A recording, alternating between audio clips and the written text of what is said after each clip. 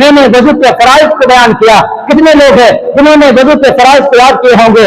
نہیں یاد کیے ہوں گے. مجھے امید ہے کہ شاید کہ چند ایک آدمی نے یاد کیا ہوگا، بلکہ سن کر کے کانوں سے نکال لیا ہوگا. صرف کانوں کی عیاشی کرنے کے لیے، صرف وواہی کرنے کے لیے لوگ آتے ہیں جمعہ کے دن. نہیں، یہ سمجھ لے کہ نہیں، جمعہ کا بیان کوئی رسمی بیان نہیں ہے. جمعہ کا بیان یہ وہوائی کرنے کے لیے نہیں ہے، بلکہ سیکھنے کے لیے، آپ کے علم میں اضافہ کرنے کے لیے ہوتا ہے. اس لیے کوشش یہ کرے ہر ہفتہ کچھ نہ کچھ سیکھ کر کے جائے، تاکہ اپنی زندگی میں اس پر عمل کرنا ہمارے لیے آسان ہو. ہاں، جو آدمی بعد میں آتا ہے وہ کیا سمجھ لیا ہے؟ نماز کے واجبات کو اس نے سنا، نماز کے فرائض کو نہیں سنا، سنی نہ سنی انسنی ہو گئے ہیں. میرے بھائی سامعین محترم، یہ درد دل کی بات ہے. قال النبی صلی اللہ علیہ وسلم من ترک الصلاة متعمدا فقد کفر، او کما قال النبی صلی اللہ علیہ وسلم.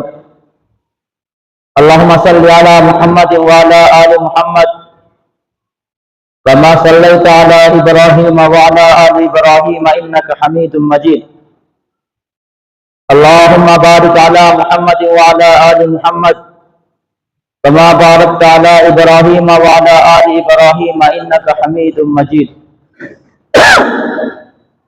سامعین محترم، عزیز ساتھیوں، بزرگوں، 4-5 ہفتے سے چل رہا ہے وہ نماز ہے. نماز سے متعلق چند ہدایات اور چند ایک مسائل آپ توجہ سے سنیں گے. نبی پاک صلی اللہ علیہ وسلم جب مکہ سے آپ ہجرت کر کے مدینہ تشریف لے گئے تو سب سے پہلی چیز جو آپ کو فکر لاحق ہوئی وہ یہ ہے کہ مسجد کی تعمیر کس طریقے سے ہو. مسجد نبوی کی تعمیر کے سلسلے میں آپ فکر مند ہوئے. پھر مسجد بنائی گئی، مسجد تعمیر ہوئی. کیوں؟ اس لیے کہ نماز پڑھنی ہو. نماز کی فکر حضور پاک صلی اللہ علیہ وسلم کو اتنی زیادہ تھی کہ آپ صلی اللہ علیہ وسلم مکہ سے ہجرت فرمانے کے بعد کوئی چیز آپ نے بنائی یا نہ بنائی، لیکن آپ نے مسجد نبوی سب سے پہلے بنائی. کیوں؟ وجہ اس کی یہ ہے کہ مسلمانوں کے لیے نماز پڑھنے کی کوئی جگہ ہونی چاہیے. نماز کی اہمیت ہے شریعت میں، تو آدمی اکیلے اکیلے تنہا نہ پڑھ کے ایک جگہ ایک مسجد میں سب لوگ نماز پڑھیں. تو آپ نے مسجد نبوی کی بنیاد رکھی. اس سے بھی نماز کی اہمیت کا اندازہ ہوتا ہے. اس کے علاوہ حضور پاک صلی اللہ علیہ وسلم جب آپ سفر فرماتے، جنگی حالات میں آپ جب کسی بھی جنگ کے لیے آپ تشریف لے جاتے تو جگہ جگہ رک کر کے جہاں پڑاؤ آپ ڈالتے، جہاں قافلہ رہتا، حضرت بلال حبشی رضی اللہ تعالی عنہ اگر ساتھ ہوتے تو آپ ان کو حکم دیتے کہ بلال اذان دو. اذان ہوتی، پھر جو وقت کی نماز پڑھنی ہوتی تھی وہ پھر آپ نماز ادا فرماتے تھے. یہ صرف 1-2 واقعات نہیں ہے، یہ صرف 1-2 حدیث نہیں ہے، بلکہ بے شمار اس طریقے کے واقعات حدیث کے اندر موجود ہے کہ آپ سفر میں ہیں، صحابہ آپ کے ساتھ ہے، جگہ جگہ پر آپ پڑاؤ ڈال رہے ہیں، قیام فرما رہے ہیں، اور جب نماز کے وقت ہوتا ہے تو آپ حضرت بلال حبشی رضی اللہ تعالیٰ عنہ، اور اگر آپ نہیں ہیں تو جو صحابہ موجود ہوتے تھے ان کو آپ اذان کے لیے کہتے اور مستقل جماعت کے ساتھ نماز ہوتی تھی. اس سے بھی معلوم یہ ہوا کہ نماز کی اہمیت، نماز کی عظمت شریعت میں بہت زیادہ ہے.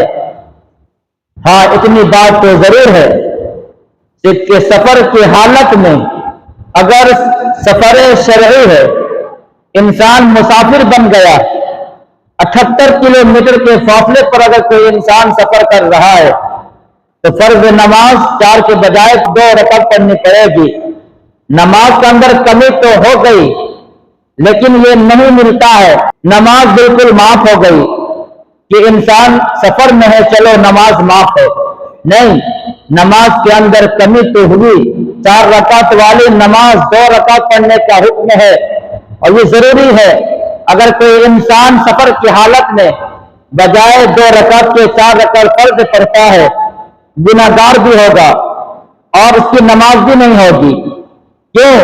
اس لیے کہ شریعت کا حکم سفر کے حالت میں 2 رکعت نماز پڑھنے کی ہے، 4 رکعت نہیں۔ کوئی آدمی اپنی مرضی کے مطابق چاہ پڑھنا شروع کر دے تو شریعت کہتی ہے تم گناہگار بھی ہوگے اور تمہاری نماز بھی نہیں ہوگی، پھر سے نماز پڑھنی پڑے گی۔ معلوم کیا ہوا؟ نماز کے اندر کمی آئی لیکن نماز بالکلیہ معاف نہیں ہوئی۔ اس سے بھی نماز کی اہمیت کا اندازہ ہوتا ہے۔ اس سے بھی آگے چلیے، غزوہ خندق کا موقع ہے۔ غزوہ خندق ان لڑائیوں میں سے ایک لڑائی ہے جو کفار کے ساتھ، مشرکین کے ساتھ پیش آیا۔ خندق کھودی گئی، گڑھا کھودا گیا۔ حضرت سلمان فارسی رضی اللہ تعالی عنہ نے خندق کھودنے کا مشورہ دیا کہ کفار سے لڑنے کا یہ آسان طریقہ ہے، زبردست طریقہ ہے۔ فارس میں ہم لوگ ایسے ہی کرتے ہیں تاکہ کفار پر قابو پایا جا سکے۔ جب خندق کھودی جا رہی تھی، ظہر کے وقت ہوا، نماز عصر کا بھی وقت آیا، صحابہ کرام بھی ساتھ ہے، ساتھ میں اللہ کے نبی بھی خندق کھودنے میں مشغول ہے۔ نمازیں قضا تو ہوئی ہے لیکن نمازیں معاف نہیں ہوئی ہے۔ پھر آپ نے اس قضا نماز کو پڑھی ہے بعد میں۔ دنیا کا کوئی تاریخ دان یا محدث یا مفتی یہ نہیں دکھلا سکتا ہے کہ حضور نے خندق کو کھودنے میں جو آپ کی نماز قضا ہوئی ہو، معاف ہو گیا ہو، مر گئی ہے نماز، پڑھنے کی ضرورت نہیں ہے، تو ایک آدمی دکھا دو کہ حدیث کی کتاب میں حضور نے اس نماز کو پڑھی نہ ہو، حضور نے نماز قضا نہ کی ہو۔ ضرور بھی ضرور حضور نے نماز کی قضا کی ہے۔ معلوم کیا ہوا؟ نماز معاف نہیں ہوتی ہے۔ نماز ہر حال میں آپ کو پڑھنا ہی پڑے گا، چاہے آپ خندق کھودنے میں مشغول ہو جائے، گڑھا کھودنے میں مشغول ہو جائے، دشمن سے لڑنے کے مقابلے میں آ جائے، سفر کے حالت میں آ جائے، مہمان آپ کے یہاں آ جائے، کاروبار کی بندش ہو جائے، دنیا کے سارے چیزیں آپ کے سامنے آ جائے، لیکن پھر بھی نماز ایک واحد ایسی نماز ہے جو کبھی معاف نہیں ہوتی ہے۔ نماز کی معافی کی کوئی گنجائش نہیں ہے۔ اس نے کہہ دیا کہ نماز معاف ہو جاتی ہے، اس نے کہہ دیا نماز نہیں پڑھے زندگی بھر معاف ہو گئی ہے، اس نے تمہیں فتویٰ دے دیا کہ نماز کی قضا نہیں ہوتی ہے۔ نماز کی کوئی معمولی نہیں ہے، نماز کی اہمیت ہے شریعت کے اندر۔ اقیموا الصلاۃ وآتوا الزکاۃ وارکعوا مع الراکعین۔ نماز پڑھو، نماز پڑھنے والوں کی طرح نماز پڑھو۔ حاصل کلام یہ نکلتا ہے نماز کی عظمت، نماز کی اہمیت، نماز کے فضائل بے شمار نہیں ہے۔ بے تفصیل نماز کی عظمت دل میں بیٹھ جائے، نماز کی قدر ہمارے دل میں آ جائے تو پھر کوئی انسان نماز کو نہیں چھوڑ سکتا ہے۔ ہاں، نماز جیسی عبادت کو چھوڑ کر کے انسان کامیابی کو نہیں پا سکتا ہے۔ نماز جیسی عبادت اسلام کے بنیادوں میں سے ایک بنیاد ہے، نماز کے ارکانوں میں سے ایک رکن ہے۔ بنی الاسلام علی خمس، شہادت کی اللہ الہ الا اللہ وان محمدا عبدہ ورسولہ واقام الصلاۃ وایتاء الزکاۃ والحج وصوم رمضان۔ اسلام کی بنیاد 5 چیزوں پر رکھی گئی ہے، شریعت کی بنیاد 5 چیزوں پر رکھی گئی ہے۔ پہلی بنیاد، پہلی چیز جو شریعت کی بنیاد ہے، بنیاد کا مطلب یہ ہے اگر آپ گھر بنائے، مکان بنائے، پلر نہ ہو، کھمبا نہ ہو، گھر نہیں بن سکتا ہے، گھر گر جائے گا۔ اسلام کی بنیاد کی 5 چیزیں ہیں۔ زندگی میں اگر یہ بات نہیں آئی، ایک اللہ کے ہونے کا انہیں اقرار نہیں کیا، محمد عربی صلی اللہ علیہ وسلم کے نبی ہونے کو انہیں گواہی نہیں دی، انہیں نماز نہیں پڑھی، انہیں روزہ نہیں رکھا، انہیں زکوٰۃ ادا نہیں کی، انہیں بیت اللہ کا حج ادا نہیں کیا، یہ 5 بنیاد چیزیں ہیں، تو گویا کہ تمہاری شریعت پر کوئی عمل نہیں ہے، تمہیں اسلام کے قانون پر تمہارا عمل نہیں ہے، تم نے اسلام کو ڈھا دیا، تم نے شریعت کے کھمبے کو تمہیں گرانا چاہا۔ کیوں؟ اس لیے کہ یہ بنیاد چیزوں میں سے بنیاد ہے، بنیاد کو نہیں کریں گے تو معاملہ بالکل بگڑ جاتا ہے۔ یہ نماز ان 5 بنیادوں میں سے ایک بنیاد ہے۔ اس لیے پیارے آقا صلی اللہ علیہ وسلم نے ارشاد فرمایا کہ میری آنکھوں کی ٹھنڈک نماز میں ہے، قرۃ عین فی الصلاۃ، میری آنکھوں کی ٹھنڈک نماز میں ہے، نماز پڑھتا ہے میری آنکھوں کی ٹھنڈک پہنچتی ہے، نماز پڑھتا ہے میرے دل کو سکون ملتا ہے، نماز پڑھتا ہے میرے دل کو قرار ملتا ہے، نماز پڑھتا ہے مجھے سکون آ جاتا ہے، نماز پڑھتا ہے وہ تم شریعت پر عمل کرتے ہو، نماز پڑھتا ہے وہ تم قرآن و حدیث پر تمہارا عمل ہو رہا ہے، نماز پڑھتے ہو گویا کہ تم اسلام کے قانون پر عمل کر رہے ہو، اگر تم نماز پڑھ رہے ہو تو گویا کہ تم شریعت کے قانون کے اوپر تمہارا عمل ہے، اور اگر زندگی میں نماز نہیں آئی ہے تو پھر تم شریعت کے قانون کو توڑ رہے ہو، شریعت کے قانون کا مذاق اڑا رہے ہو، شریعت کے قانون پر تمہارا عمل نہیں ہو رہا ہے۔ یہ ہے نماز کی اہمیت جو دل کے اندر دکھانے کی چیز ہے۔ لیکن سامعین محترم، آج ہمارے دلوں سے نماز کی عظمت بھی ختم، ایمان کی اہمیت بھی ختم، ساری چیزیں ختم ہو گئی ہے۔ آج ایسے دور سے ہمارا عرب کا گزر ہو رہا ہے، یہ دور کیسا دور چل رہا ہے؟ ہر آدمی اپنی مرضی کے مطابق چلنا چاہتا ہے، ہر آدمی اپنے من کے مطابق عمل کرنا چاہتا ہے، ہر آدمی یہ سمجھتا ہے کہ شاید کہ میں اپنی مرضی کے مطابق چل جاؤں گا میں کامیاب ہو جاؤں گا، مجھے قرآن پر عمل کرنے کی ضرورت نہیں ہے، مجھے حدیث پر عمل کرنے کی ضرورت نہیں ہے، مجھے شریعت کے قانون پر عمل کرنے کی ضرورت نہیں ہے۔ ایسا نہیں ہے، بلکہ شریعت کے ایک ایک چیز پر عمل کرنا پڑے گا، شریعت کے ایک ایک رکن پر عمل کرنا پڑے گا۔ یہ ساری تفصیلات نماز کے فرائض، نماز کے واجبات، غسل کے فرائض، غسل کے واجبات، یہ تفصیل کے ساتھ میں اس لیے بتا رہا ہوں کہ شاید کہ تمہیں کچھ علم میں آ جائے۔ انسان سمجھتا یہ ہے کہ ہم اگر نماز کہیں اور پڑھ لیں گے، بغداد میں نماز پڑھ لیں گے، مجھے علم میں آ جائے گا، میں اگر مکہ میں نماز پڑھ لوں گا مجھے علم میں آ جائے گا، مجھے معلومات حاصل ہو جائے گا، اگر میں نے مدینہ میں نماز پڑھ لی مجھے علم میں آ جائے گا۔ انسان یہ سوچتا ہے، سمجھتا ہے شاید کہ میں کہیں اور نماز پڑھ لوں، فلاں جگہ پر جا کر کے نماز پڑھ لوں تو مجھے علم میں آ جائے گا، مجھے سیکھنے کا علم میں آ جائے گا۔ رب کعبہ کی قسم، جس طریقے سے تم ان پڑھ اب تھے، تمہیں شریعت سے کوئی علم نہیں تھا، تم شریعت سے ناواقف تھے، لیکن تم نے یہ چاہا شاید کہ فلاں مسجد میں جا کر کے نماز پڑھنے سے مجھے علم آ جائے گا، مجھے علم کی روشنی آ جائے گی، مجھے شریعت پر عمل کرنے کا جذبہ آ جائے گا۔ لیکن رب کعبہ کی قسم، رب گواہ ہے اس بات پر، جسے شوق نہیں ہے وہ نہ یہاں نماز پڑھ لے، قرآن نماز پڑھ لے، مسجد کو چھوڑ کر کے دنیا کے کسی کونے میں چلے جاؤ، مین روڈ اقرا مسجد میں تم نماز پڑھ لو یا دنیا کے کسی کونے میں نماز پڑھ لو، تمہیں اگر نماز کے فرائض یاد نہیں ہے، تمہیں اگر نماز کے واجبات یاد نہیں ہے، تمہیں اگر نماز کے مفسدات یاد نہیں ہے، اگر تمہیں نماز کے مکروہات یاد نہیں ہے، اگر تمہیں نماز پر چلنا نہیں آتا ہے تو بیکار ہے، بیکار ہے، کوئی فائدہ نہیں ہے۔ تم نے صرف اپنے وقتوں کو ضائع کیا، تم نے اپنے جو ہے بال بچوں کی زندگی کو ضائع کیا ہے اور تمہیں کچھ بھی حاصل نہیں ہوا۔ ہاں، اس لیے میں کہنا یہ چاہتا ہوں کہ کہیں بھی نماز پڑھو لیکن سیکھنے کی ضرورت ہے، نماز کو سیکھ کر کے پڑھنے کی ضرورت ہے۔ بغیر سیکھے ہوئے نماز آ جائے گی، بغیر جو سنے ہوئے نماز آ جائے گی۔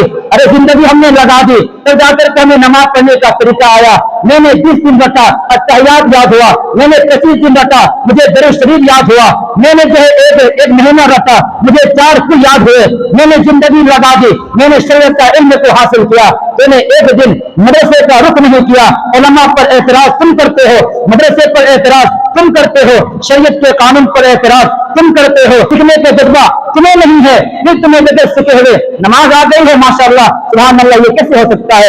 اس لیے اپنے من کے مطابق چلنا نہیں ہے، شریعت کے مطابق چلنے کے لیے آپ تیار رہیں، سیکھنے کی کوشش کرنے کے کہ کیا چیزیں بتائی جا رہی ہے سیکھیں، اس پر عمل کرے۔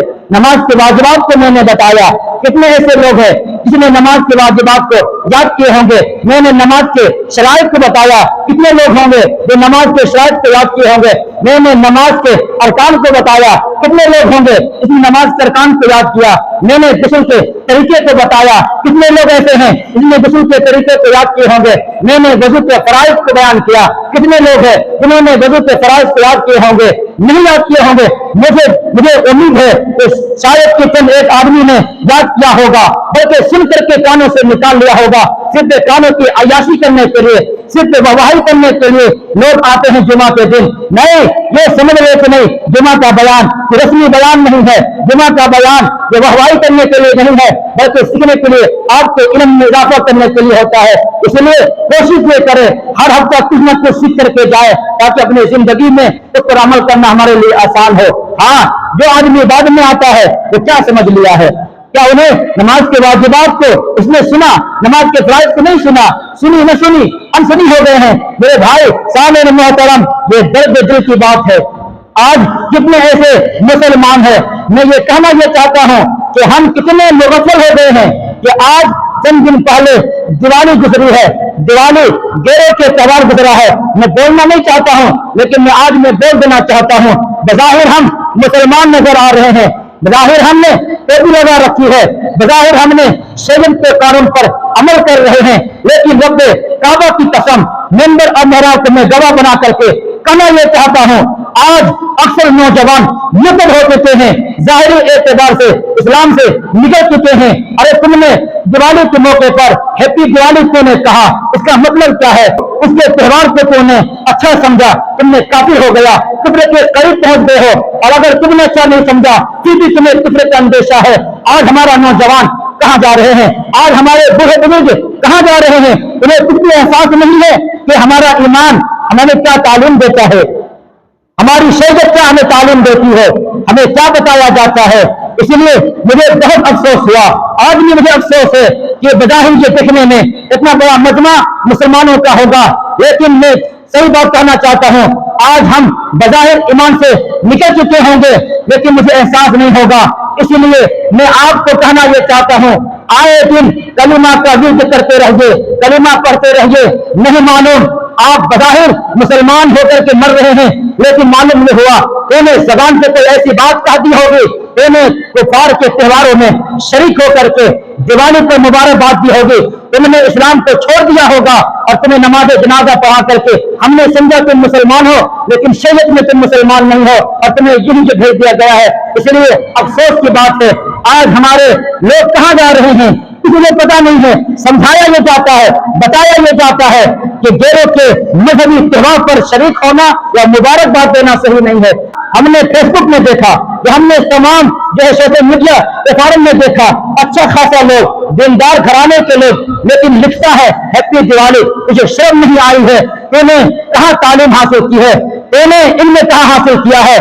तूने गैरों के मजहबी त्योहार पर मुबारकबाद देता है, तुम्हें पता नहीं है ये दिवाली ये कुफरिया है, शिरकिया है। चंद एक जो है उनके माबूदाने बातिला की पूजा की जाती है, ये खालिसतन शिर्क त्योहार है, ये इस त्योहार के अंदर कुफरिया भरा हुआ है। इसलिए कोई आदमी अगर इस मौके पर मुबारकबाद देता है या शरीक होता है, मैं कहना यह चाहता हूं कि वो इंसान इस्लाम के अंदर नहीं रहता, इस्लाम से निकल जाता है। देखिए जा करके आप जो है मुहासबा कीजिए, देखिए जब सर्वे कीजिए कितने ऐसे नौजवान है, कहता यह है ये हिंदुस्तान भाईचारे का पैगाम देता है, मिलजुल करके रहना चाहिए, लेकिन इतना भी मिलजुल करके ना रहो कि तुम इस्लाम से ही निकल जाओ, इतना भी मोहब्बत मत दिखलाओ कि तुम शरीयत में बाकी ही ना रहो, तुम इतना ही ज्यादा अमल जो है न करने लगो कि तुम्हारा जो ताल्लुक इस्लाम से कुछ भी ना हो। इसलिए अफसोस की बात यह है, एक जमाना गुजर गया है खिताबत करते करते, लेकिन ये मुसलमानों के जहनों में ये बात नहीं आती है। ये लोग क्या समझते हैं, क्या आप चाहते हैं, आप क्या करना चाहते हैं? आप उलमा की बात को आप नहीं मानते हैं, कुरान की बात को आप नहीं मानते हैं, हदीस की बात को आप नहीं मानते हैं, तो फिर आप करना क्या चाहते हैं? आप क्या करना चाहते हैं कि खुली आजादी मिलनी चाहिए, कभी गैरों के त्योहार में भी शरीक हो जाओ, कभी मुसलमानों के त्योहार में भी शरीक हो जाओ, कभी मैं عید کے موقع پر سوئیں بھی کھا لو، کبھی جو دیوالی کے موقع پر پرساد بھی کھا لو، تم کہنا کیا چاہتے ہو؟ کبھی ہم جو ہے اپنے ہاتھ میں جو ہے تاگا بھی باندھ لو، کبھی ہم جو مسلمانوں کے تہوار میں رمضان میں بھی شریک ہو جاؤ، تم کہنا کیا چاہتے ہو؟ کہنا کیا چاہتا ہو؟ بھائی چارگی اپنی جگہ ہے، دوست ہے تمہارا اپنی جگہ پر ہے، لیکن ایک اعتدال میں رہنا ہے، ایک حد میں رہنا ہے، شریعت سے پار نہیں کرنا ہے، شریعت سے کروس نہیں کرنا ہے۔ شریعت سے پار کرو گے تم ایمان سے نکل جاؤ گے۔ ایمان ایسی دولت ہے کہ جو تمہیں جہنم سے بچا دے گی، تمہیں جنت میں جانے کا ذریعہ ہوگا۔ اگر ایمان ہی نہیں ہے تو پوری زندگی نماز پڑھ لو، پوری زندگی تہجد پڑھ لو، پوری زندگی عمرہ پہ عمرہ کر کے آ جاؤ، حج پہ حج کر کے اپنی زندگی کو خفا کو ختم کر دو، ایمان ہی نہیں رہا تو تجھے دنیا کا کوئی مفتی، تجھے کوئی پرانے حدیث میں جہنم سے جانے سے روک نہیں سکتا ہے۔ کیوں؟ اس لیے کہ ایمان ہی اصل چیز ہے۔ ایمان نہیں بچا تو پھر تم کہیں کی بھی نہیں رہے۔ اس لیے سامعین محترم، عزیز دوستوں، بزرگوں، اپنی زندگی کو بدلیے۔ آئے دن جو ہے کفریہ شرکیہ چیزوں سے اپنے آپ کو بچائیے، اپنے علماء سے پوچھیے ہمیں کیا کرنا ہے، ہمیں کیا نہیں کرنا ہے۔ اس لیے مجھے امید ہے آج کے بعد ہم کبھی بھی گیروں کے تہواروں میں، گیروں کے مذہبی تہواروں میں شریک نہیں ہوں گے، بلا وجہ مبارکباد بھی نہیں دیں گے۔ گیرے سے زیادہ مسلمان پٹاخے پھوڑ رہا ہے، یعنی اس کے باپ اپنے بیٹے کو خرید کر کے دے رہا ہے کہ تمہیں، لیکن اسے پتہ ہی نہیں ہے گیروں کے مشابہت اختیار کرنے والا اسی میں سے ہے۔ من تشبہ بقوم فہو منہم، میرے آقا صلی اللہ علیہ وسلم نے ارشاد فرمایا، سنن ابی داؤد کی روایت ہے، من تشبہ بقوم فہو منہم، جو آدمی جس کے ساتھ مشابہت اختیار کرے گا وہ اسی میں سے ہوگا، جو آدمی جس کا کاپی کرے گا وہ اسی میں سے ہوگا، جو آدمی جس کی نقالی کرے گا وہ اسی میں سے ہوگا۔ تم اپنے بچے کو پٹاخے خرید کر کے دیتے ہو، تمہیں یہ شرم نہیں آتی ہے مذہبی تہواروں کے موقع پر اپنے بیٹے کو، اپنی جو ہے اولادوں کو یہ مذہبی تہوار کے موقع پر یہ ساری خرافات، یہ رسم رواج کہاں سے لے آئے ہیں؟ ارے بھائی یہ سب چیزیں کہاں سے آپ لے آئے ہیں؟ اپنے اولاد کو آپ منع نہیں کر سکتے، بول نہیں سکتے، تربیت آپ کو کرنا نہیں آتا، آپ کو اپنے بچے کی ایمان کی حفاظت کرنا نہیں آتا، آپ کو اپنے بچے کو سمجھانا نہیں آتا، آپ کو بتانا نہیں آتا کہ ہماری تعلیم کیا ہے، ہمارا قرآن کیا ہے، ہمارا قرآن کیا کہتا ہے، ہماری حدیث کیا کہتی ہے۔ ان تمام چیزوں کو سامنے رکھ کر کے عمل کرنے کے جذبہ پیدا کر لے۔ تو میں نے نماز کے بارے میں، نماز کے واجبات کو میں نے پچھلے ہفتہ بتایا، 4 بتایا تھا، چند ایک واجبات کو آپ جلدی سے سن لیں۔ ایک واجبات یہ بھی ہے کہ دونوں قاعدوں میں تشہد پڑھنا، التحیات للہ، یہ دونوں پہلا قاعدہ، اگر 4 رکعت والی نماز ہے تو پہلا قاعدہ میں بھی التحیات پڑھنا واجب ہے، اور دوسرا قاعدہ میں بھی التحیات پڑھنا واجب ہے، تشہد پڑھنا واجب ہے۔ اگر کوئی آدمی تشہد نہیں پڑھتا ہے تو پھر سجدہ صحیح ہوگا، سجدہ صحیح بھی نہیں کرتا ہے تو پھر نماز نہیں ہوگی۔ اسی طریقے سے نماز کے واجبات میں سے ایک یہ ہے، وتر کی نماز میں دعائے قنوت کے لیے تکبیر کہنا اور دعائے قنوت پڑھنا، یعنی اللہ اکبر کہنا یہ واجب ہے۔ کوئی آدمی وتر کی نماز پڑھ رہا ہے اور تیسری رکعت میں اللہ اکبر کہے بغیر وہ دعا قنوت پڑھنا شروع کر دیتا ہے تو پھر یہ آپ نے واجبات کو چھوڑا، واجبات کے چھوڑنے سے سجدہ سہو کرنا پڑتا ہے، تو پھر نماز وتر میں تکبیر کہنا یہ بھی واجب، دعائے قنوت پڑھنا یہ بھی واجب۔ جس انسان کو دعائے قنوت تو وہی ہے جو مشہور ہے، یہ سنت ہے، لیکن اگر کسی کو دعائے قنوت یاد نہیں ہے وہ کیا پڑھیں گے؟ ربنا آتنا فی الدنیا حسنہ، اس سے پڑھے اور اس دعائے قنوت کو یاد کرنے کی فکر کرے، یاد کرتے رہے، اس دوران اس دعا کو پڑھے۔ ربنا آتنا بھی یاد نہیں ہے تو پھر اللہم اغفر لی 3 مرتبہ دعا قنوت میں موقع پر اس کو پڑھ لے، لیکن دعائے جو قنوت جو اللہم انا نستعینک ہے اس کو یاد کرتے رہے، اس بیچ میں یہ دعا پڑھتے رہے۔ رکوع کو، سجدہ کو، ان کو ترتیب سے ادا کرنا۔ کوئی آدمی پہلے رکوع کرتا ہے، اس کے بعد پھر قرات کرتا ہے، پھر فاتحہ پڑھتا ہے، کوئی سورت پڑھتا ہے، الٹ دیتا ہے، تب بھی جو ہے آپ کا سجدہ سہو، یعنی واجبات کو آپ نے چھوڑا، واجبات کو چھوڑنے سے سجدہ سہو کرنا پڑتا ہے۔ اسی طریقے سے لفظ السلام علیکم سے نماز سے نکلنا یہ واجب ہے۔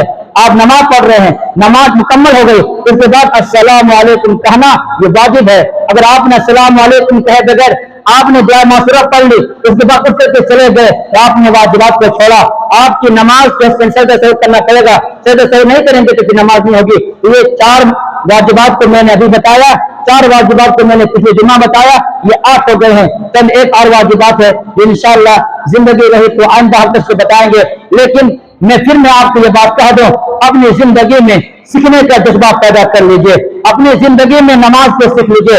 बगैर नमाज सीखे हुए नमाज नहीं आती है। मैं अगर खड़ा कर दूंगा, सुनने लगूंगा, आप भी गवाह हो जाएंगे, नहीं पढ़ पाएंगे। मुझे उम्मीद है, क्योंकि इतना कोई आसान नहीं है मेरे भाई, इसलिए कोशिश भी करें। बार बार मैं आपको कहता हूं, जिससे आपका दिल भरता है, जिस चीज से आप पूछना चाहते हैं, उससे पूछिए। नमाज को सीख करके नमाज पढ़ने की कोशिश कीजिए। सिर्फ मस्जिदों को बदलने से नमाज नहीं आती है, मस्जिदों को बदलने से मसले का इल्म नहीं होता है, मस्जिदों को यहां से वहां जाने से मसाइल का इल्म नहीं आता है। मसाइल को सीखने के लिए अपने उलमा से राब्ता करना पड़ता है। मुझे उम्मीद है आज के बाद इंशाअल्लाह नमाज को सीख करके नमाज पढ़ने की कोशिश करेंगे। परवरदिगार आलम से दुआ है, परवरदिगार आलम हमें रात इन सब बातों पर अमल की तौफीक अता फरमाए। अक़ूलु क़ौली हाज़ा व अस्तग़फ़िरुल्लाह व आख़िरु दअवाना अनिल हम्दुलिल्लाहि रब्बिल आलमीन।